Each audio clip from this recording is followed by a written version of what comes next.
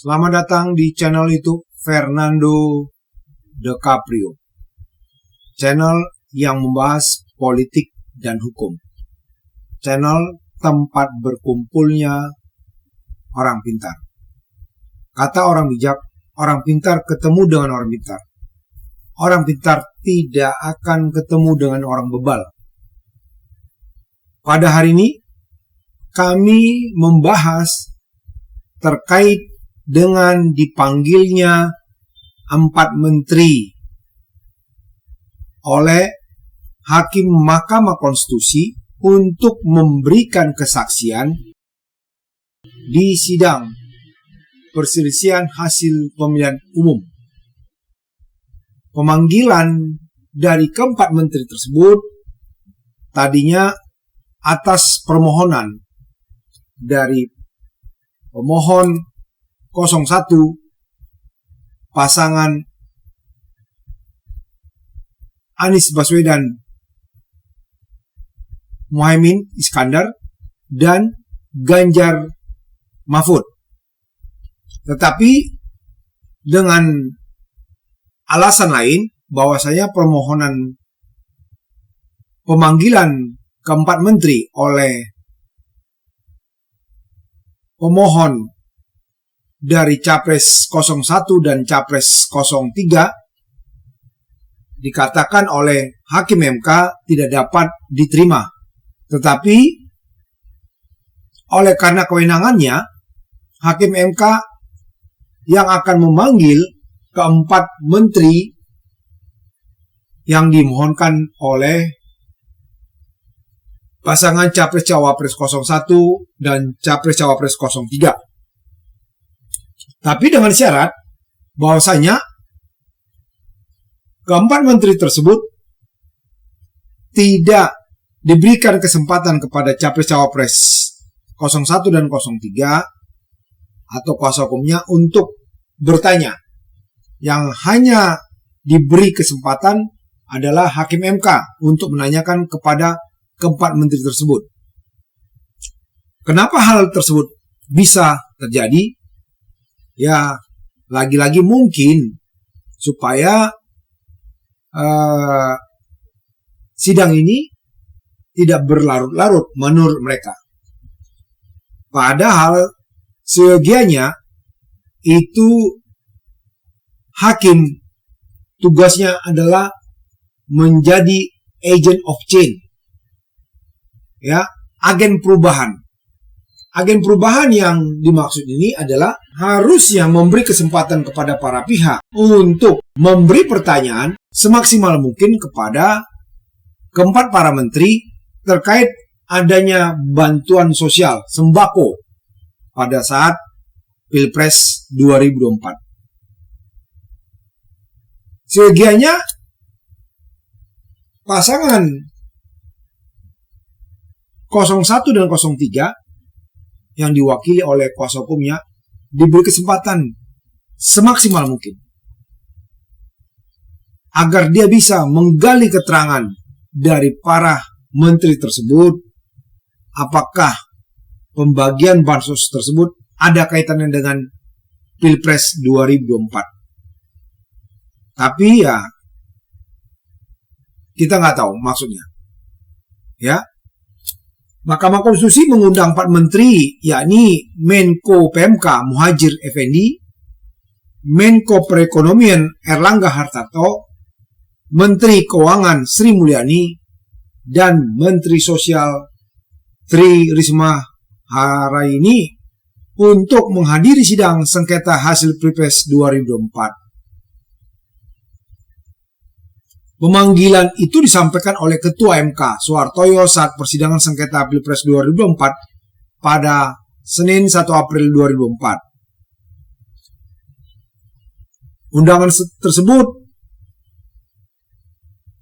diharapkan menghadiri persidangan pada hari Jumat 5 April 2024. Para menteri akan diminta keterangan oleh Hakim MK khususnya perihal pembagian bantuan sosial yang dinilai menguntungkan salah satu pasangan calon presiden dan calon wakil presiden. Merespon pemanggilan tersebut, Presiden Jokowi mengatakan semua menterinya yang diundang MK dipastikan akan hadir. Jokowi mengatakan semua menterinya tidak diberi pengarahan khusus.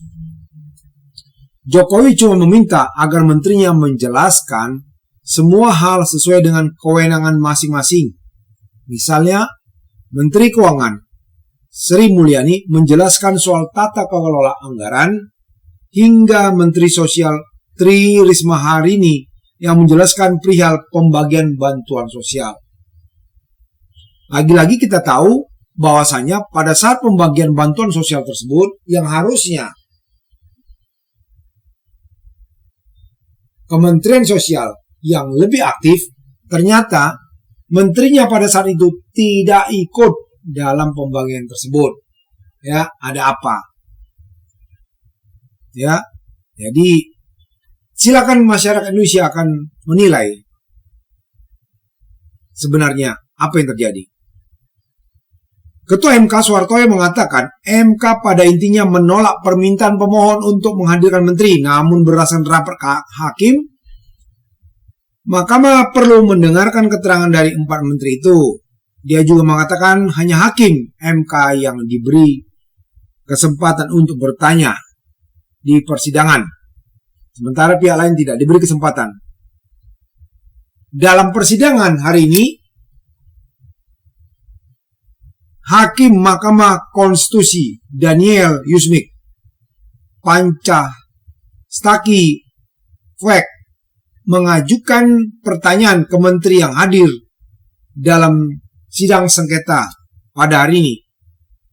Dia bertanya apakah presiden boleh terlibat membagi bantuan sosial, ya, atau bansos. Mulanya Daniel menyoroti Muhadjir Effendi dan Erlangga Hartarto yang ikut membagikan bantuan sosial. Sementara katanya peran Risma sebagai mensos justru minimalis. Daniel lalu menjabarkan dalil pemohon tim Ganjar Mahfud yang menyoroti Presiden Joko Widodo melakukan kunjungan 24 kali dengan membagikan bantuan sosial. Dia lalu bertanya kepada para menteri itu, apakah presiden boleh terlibat dalam pembagian bantuan sosial? Kemudian yang terakhir, saya kalau tidak salah, kata Yusmik lagi, kemarin dari paslon nomor urut 01 yang mengungkap dalam persidangan bahwa Bapak Presiden 24 kali ke daerah dengan membagi bansos.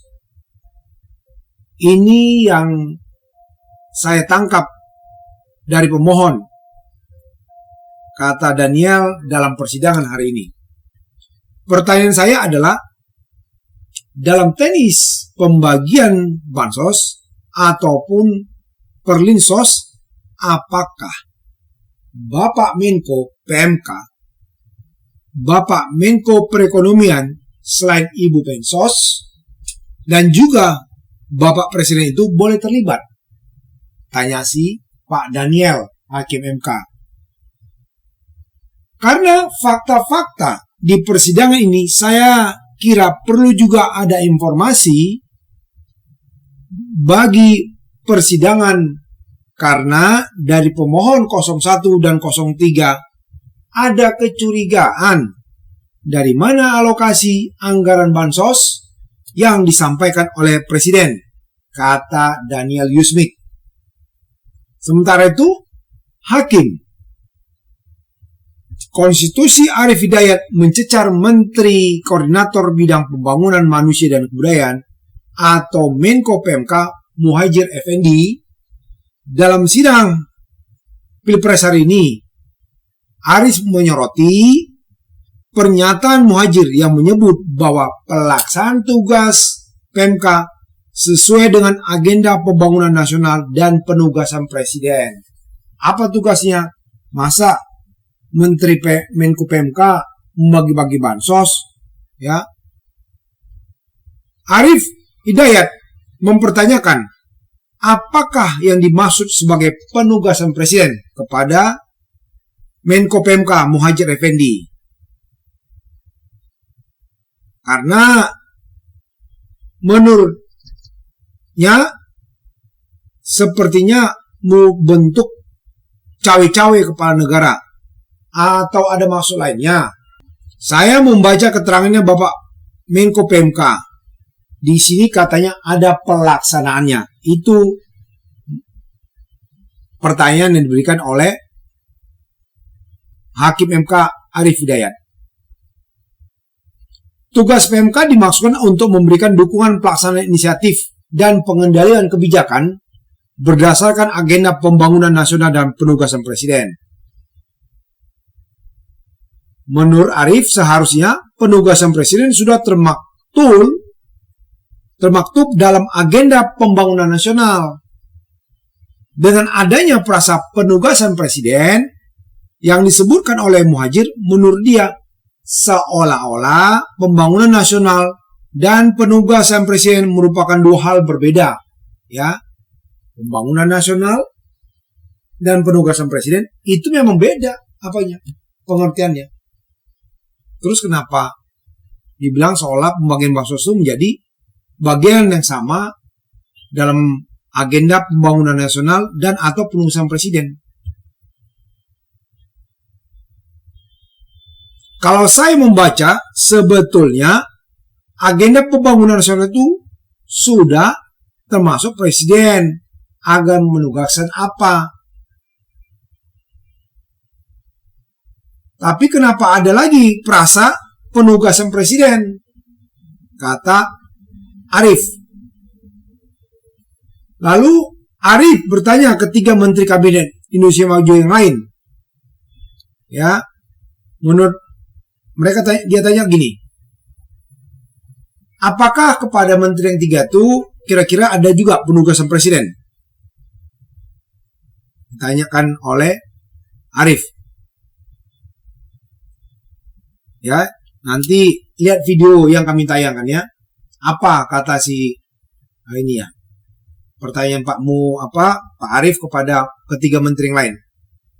Nanti di video itu akan kami tayangkan. Kehadiran Bapak Menko dan Ibu Menteri ini kenapa tidak disumpah? Mungkin ada pertanyaan itu.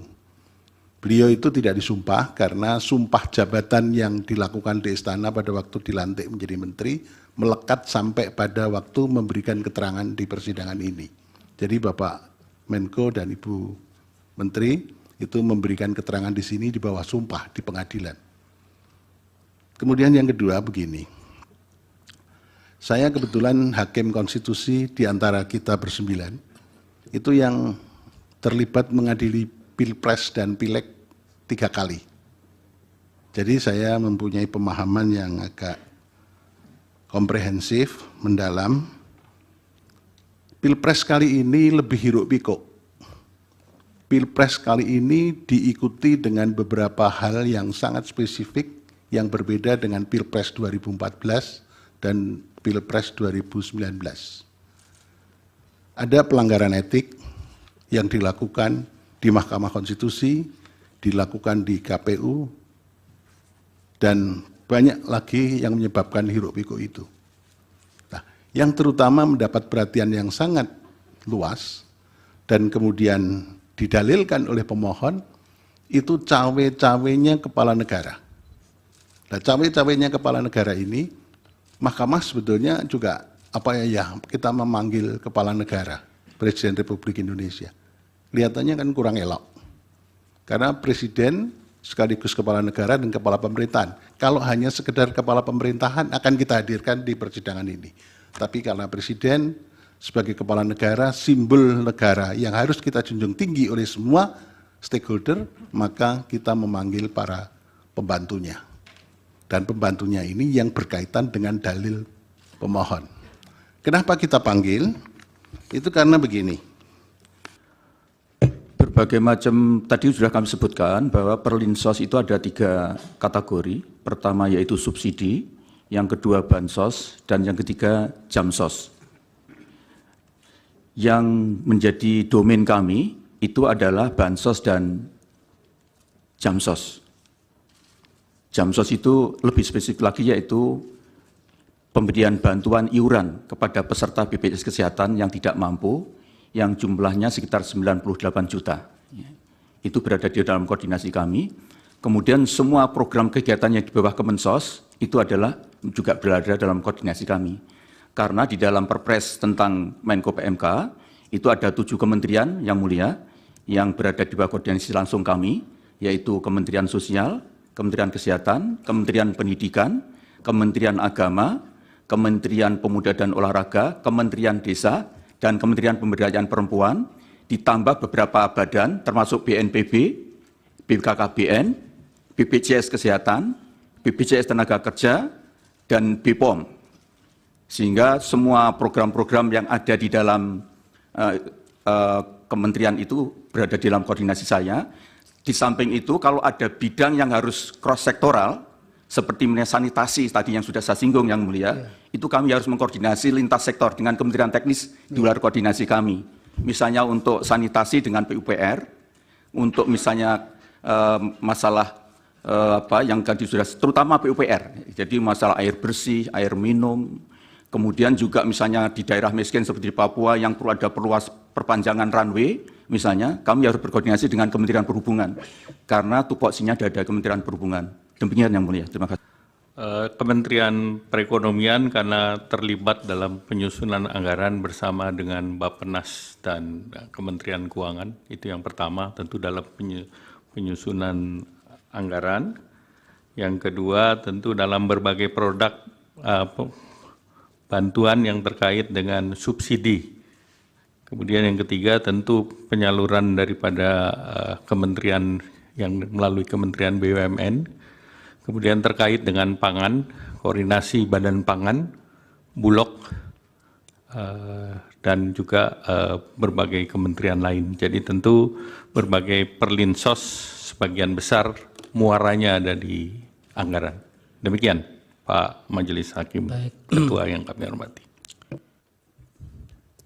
Izin yang mulia, untuk tahun 2023 yang bantuan El Nino ada yang dalam bentuk bantuan beras itu disalurkan oleh Bappenas, dan untuk BLT tadi yang dalam bentuk cash atau tunai itu disalurkan oleh Ibu Mensos yang tadi disampaikan sudah ada anggarannya, itu ada tambahan, jadi kita memberikan tambahan di tengah tahun anggaran 2023 namun sudah mendapatkan persetujuan juga dari DPR. Namun di dalam mekanisme anggaran bisa saja sumber anggaran itu ada di dalam cadangan bendahara umum negara, dan di situ bisa digunakan pada saat negara atau ekonomi menghadapi suatu situasi di mana dibutuhkan suatu tambahan anggaran, dan mekanisme yang dilakukan kami mengambil dari bendahara umum negara kemudian disalurkan seperti yang BLT El Nino.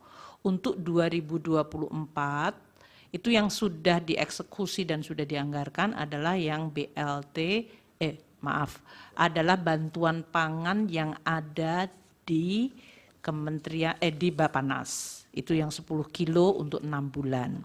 Sedangkan yang BLT El Nino 2024 belum dieksekusi atau tadi namanya menjadi mitigasi risiko pangan. Itu yang dimungkinkan Kemensos pun akan bertambah.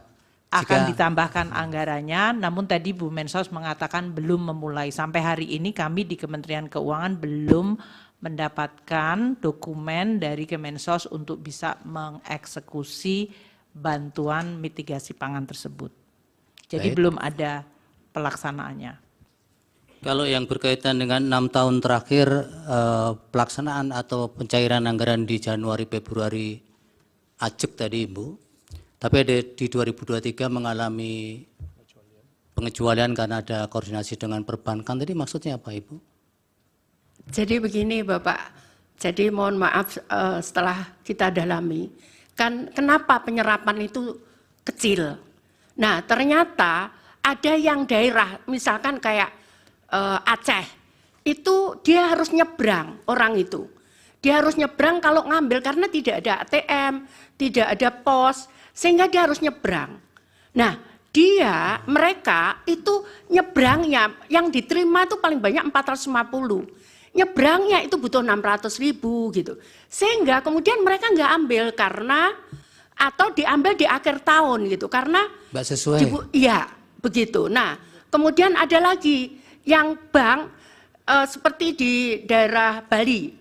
Itu ada di daerah di mana bank BTN itu nggak ada di kabupaten itu, sehingga dia butuh untuk membayar transport, untuk mengambil bank itu di kabupaten yang lain, itu lebih banyak daripada yang dia terima. Itu yang kemudian kita rapatkan dengan Himbara, yang tadi saya sampaikan ada Pak Wamen BUMN datang, untuk bagaimana ini. Jadi kami pindah bank, yang bisa bank apa di situ? Kami pindah bank, kita ganti banknya. Kemudian ini gimana? Ada yang penyerapan 3 bulan.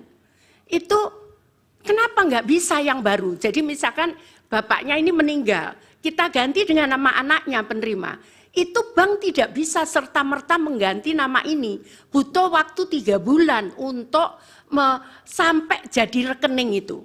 Akhirnya kemudian disepakati, di situ ada seluruh bank, kemarin rapat dengan kami, di seluruh bank, sehingga dan PT Pos disepakati untuk penerima baru itu disalurkan lewat PT Pos, karena PT Pos bisa 1 minggu dia bisa mengeluarkan rekening itu, sehingga saat itu kita butuh. Itu yang pertama. Masalah yang kedua adalah beberapa temuan BPK, kita juga nggak berani melangkah itu. Kenapa? Contohnya misalkan ditemukan oleh BPK itu PNS itu penerima gitu. Nah, kami butuh waktu. Apa iya dia PNS betul atau bukan? Gitu. Jadi itu salah satu kenapa di 2023 itu agak mundur. Jadi temuan itu ada yang mohon maaf, dia masuk di datanya AHU. AHU itu di Kementerian Kumham. Dia sebagai di situ ditulis sebagai komisaris perusahaan A. Tapi ternyata setelah kita cek ke lapangan dia hanya cleaning service. Ya, akhirnya bisa kita klarifikasi dengan BPK bahwa ini orang miskin. Lah kalau namanya dipakai di sini kan ya bukan salah orang ini gitu kan, Pak. Ternyata kita bisa tunjukkan, dan alhamdulillah yang 2023 kita clear soal itu. Kita clear yang PNS itu memang harus kita serahkan ke daerah, karena di daerah itu PNS itu tidak hanya di daerah itu, bukan hanya kewenangan daerah seperti guru, kemudian PNS di daerah, tapi ada PNS di kejaksaan, ada PNS di kepolisian, ada PNS di pengadilan, sehingga mereka mengembalikannya juga butuh proses waktu. Namun kemudian nggak bisa saya putus, ini harus jalan kita. Ya sudah, ada beberapa temuan lagi yang seperti itu modelnya. Iya, kemudian di 2024 Januari Februari sudah normal Ibu? Ya normal, alhamdulillah normal. Jadi yang itu malah di tahun 2021 saat awal COVID itu saya persis masuk 2 Januari kita keluarkan karena saat itu COVID. Baik, kalau berkaitan dengan pengusulan anggaran tahun yang akan berjalan tahun berikutnya, untuk El Nino itu Kemensos apakah itu memang kebijakan tersendiri ataukah itu harus diusulkan juga dari kementerian terkait, termasuk kami nggak bisa berani mengusulkan, Bapak. Termasuk yang tahun-tahun sebelumnya? Iya, kami nggak berani mengusulkan karena kami kan nggak tahu ke kondisi keuangan apakah bisa apa enggak. Kami nggak berani. Biasanya diadakan rapat, kemudian disepakati apa begitu. Karena kami tidak berani, karena kan kami tidak tahu makro kondisi ya, sudah, makro artinya masalahnya. Ibu tidak mengusulkan ya? Ya, tidak ada mengusulkan. Sedangkan dari Menteri Keuangan, Menko Sri Mulyani mengakui bahwa bantuan pangan dari Badan Pangan Nasional atau Bappenas berupa pembagian beras 10 kg untuk 6 bulan tidak dianggarkan sebagai dana perlindungan sosial. Sri Mulyani mengatakan hal ini dianggap sebagai bagian dari fungsi ekonomi untuk penguatan ketahanan dan stabilitas harga pangan. Hal ini disampaikan Sri Mulyani saat memenuhi panggilan Mahkamah Konstitusi pada hari ini. Ya, jadi lagi-lagi Ibu Sri Mulyani ini waktu sebelum Pilpres dia mau info-infonya mengundurkan diri atau kita tidak tahu apa itu hoax atau gimana, tapi kayak wajah-wajahnya mengeluh katanya anggaran kita tidak cukup. Ya, apalagi bansos itu kan menurut infonya kan harusnya itu per bulan ya, Februari, Maret, dan April, tapi ternyata disatukan kemarin tuh.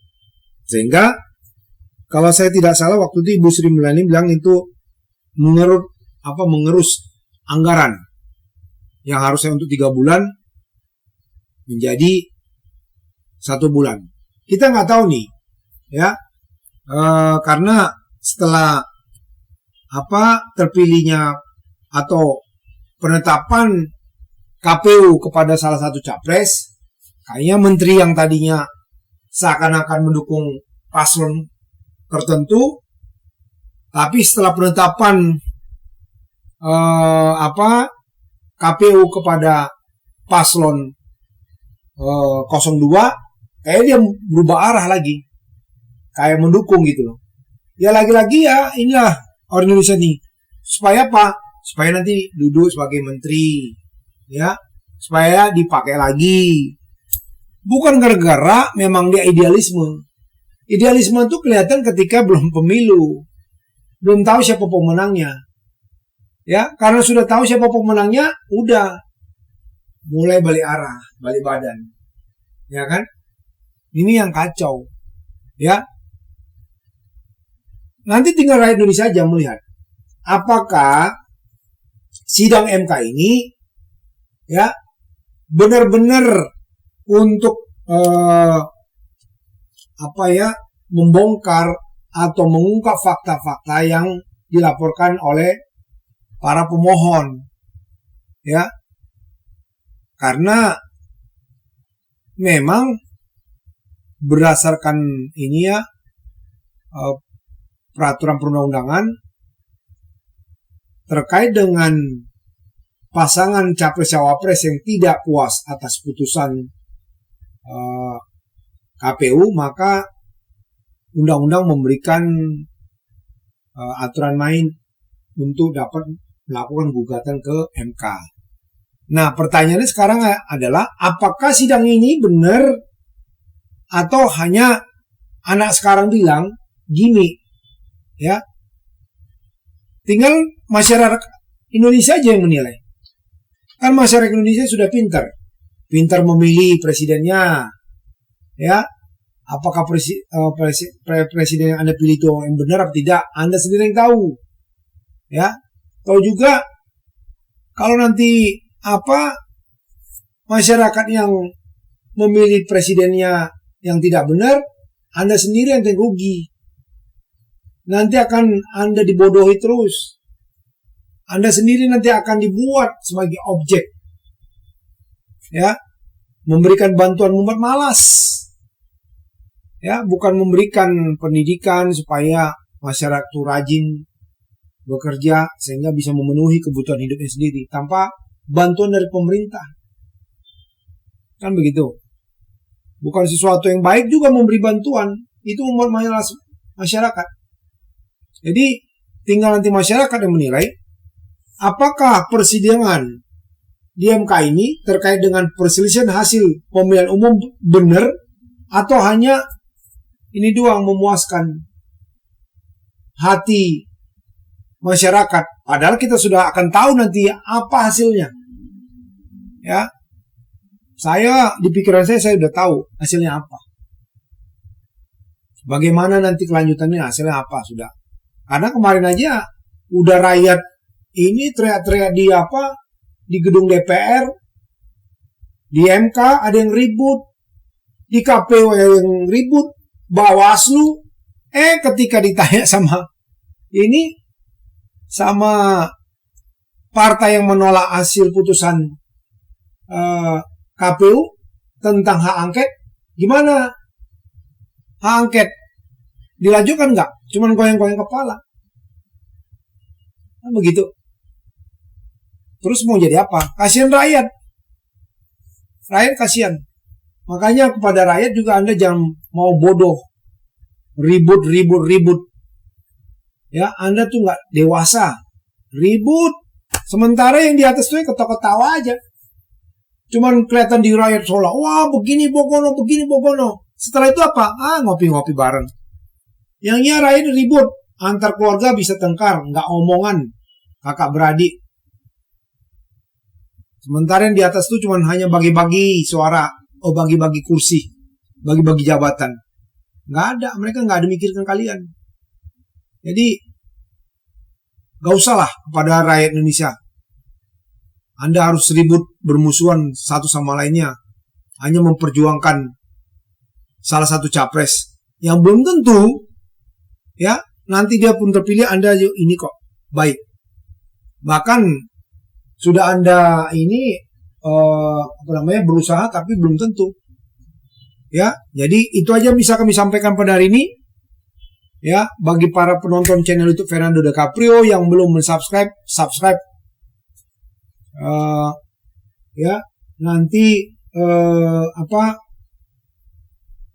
silakan di share, di komen ya kepada teman-temannya supaya Anda tercerahkan. Anda tahulah. Pokoknya nanti kami akan memberikan video apa sih pertanyaan dari hakim.